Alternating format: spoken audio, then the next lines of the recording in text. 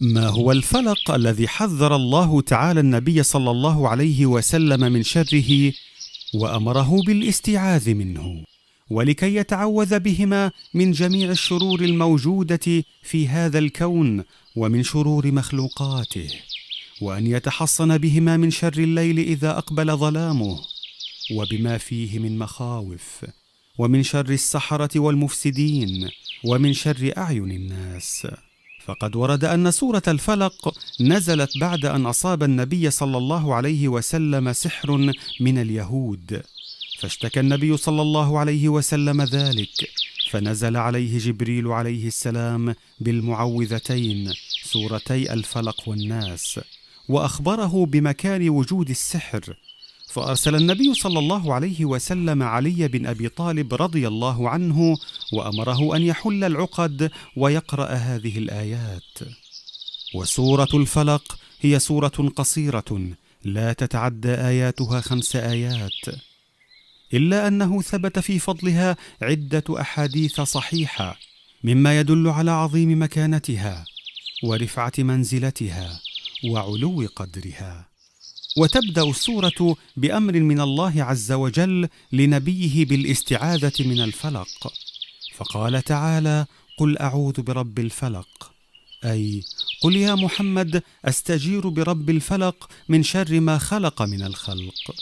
واختلف أهل التأويل في معنى الفلق، فجاء عن بعض السلف أن الفلق هو سجن في جهنم. قال ابن كثير رحمه الله: قال كعب الأحبار: الفلق بيت في جهنم إذا فتح صاح جميع أهل النار من شدة حره.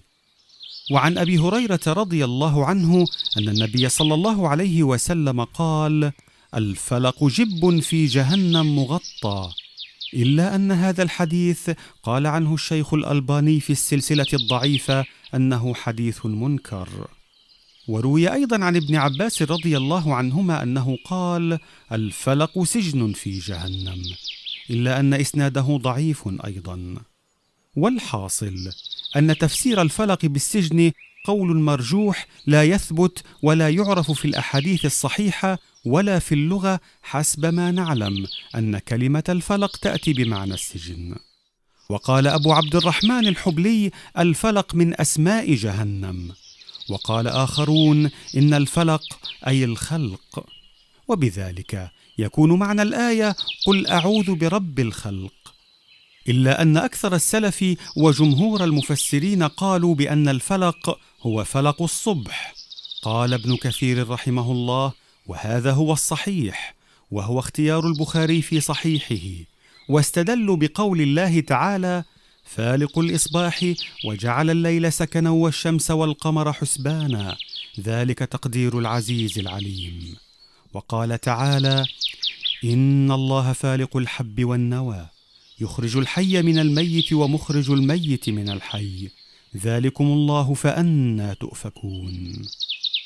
فقوله تعالى: قل أعوذ برب الفلق، أي ألجأ وألوذ وأعتصم برب الفلق، أي فالق الصبح والنوى وفالق الإصباح. وقول الله تعالى: من شر ما خلق جاء بصفة العموم، فشمل الاستعاذة من كل شر في الحياة الدنيا كالشيطان ووساوسه، وفي البرزخ كعذاب القبر، وفي الحياة الآخرة جهنم. قال ابن كثير رحمه الله: من شر ما خلق أي من شر جميع المخلوقات من إنس وجن وحيوانات. وقال الحسن البصري: أي من شر جهنم وإبليس وذريته مما خلق.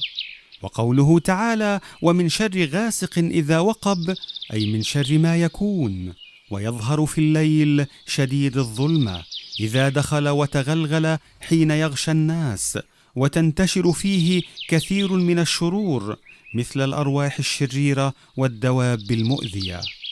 وهذا من ذكر الخاص بعد العام. وقوله تعالى: ومن شر النفاثات في العقد، أي ومن شر الساحرات اللاتي ينفخن فيما يعقدن من عقد بقصد السحر، ومن شر السواحر اللاتي يستعن على سحرهن بالنفث في العقد، التي يعقدنها على السحر والعياذ بالله. وقوله تعالى: ومن شر حاسد إذا حسد، والحاسد هو الذي يحب زوال النعمة عن المحسود فيسعى في زوالها بما يقدر عليه من الأسباب، فاحتيج إلى الاستعاذة بالله من شره وإبطال كيده. فهذه الصورة تضمنت الاستعاذة من جميع أنواع الشرور عموما وخصوصا، لذلك فهي حصن حصين وأمنا وحماية لمن يداوم على قراءته، فاحرص عليها في كل وقت وحين. هذا والله تعالى أعلى وأعلم، وصلى اللهم وسلم وبارك على سيدنا محمد وعلى آله وصحبه أجمعين.